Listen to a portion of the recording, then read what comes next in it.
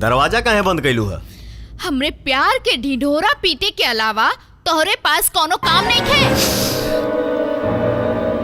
बौराइल तू बाड़ू, हम ना। अच्छा, तो तोहरा दोस्तन के हमरे प्यार के बारे में कैसे मालूम?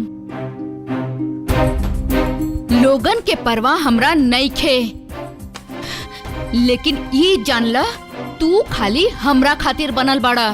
जे तू हमरा के छोड़ के केहू और के अपनैला तो जान ले।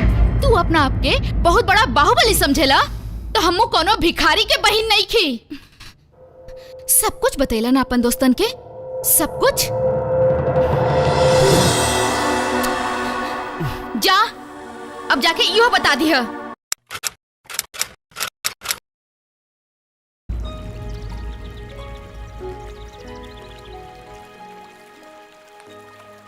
हेलो,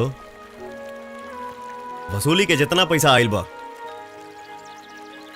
ओके अनाथ आश्रम में भेज दा।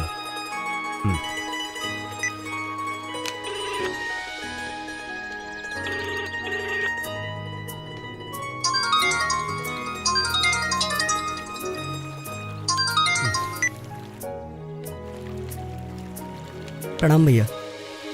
भाई का हो?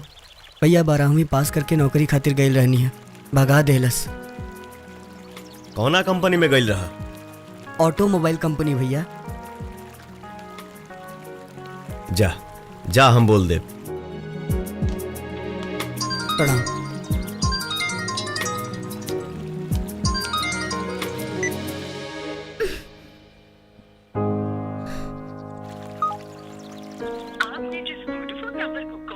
तोहरा के का लगता हम तोहर पीछा छोड़ दे?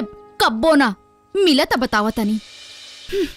भैया लेके आई हन हो घर में कुंवर बहु जाई। भैया बाद में मेहनत करा मेहनत। हाँ हाँ, मेहनत तो हम करते हैं, लेकिन नाम तोहरे हुई। अरे पगला, मेहनत करबे तो सिलिम हो जाइबे हमरे नहीं। सच में? बतावा तनी। ए सुना, सत्या कहाँ बड़े? सत्या भैया तो घरे में बारन। का काम बा?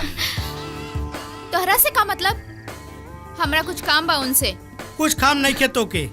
अरे वो दिन सिनेमा देखे जाए में रास्ता में कम तंग कैले रहलू, जे फेर आइल बाड़ू। तू बॉस के बहन बाड़ू, तो का कभो ना अपना है भैया।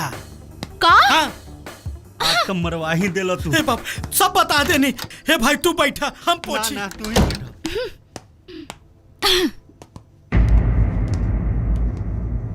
दरवाजा काहे बंद कैलू है? हमरे प्यार के ढिढोरा पीटे के अलावा तोहरे पास कोनो काम नहीं थे। बौराइल तू बाड़ू, हम ना। अच्छा, तो तोहरा दोस्तन के हमरे प्यार के बारे में कैसे मालूम?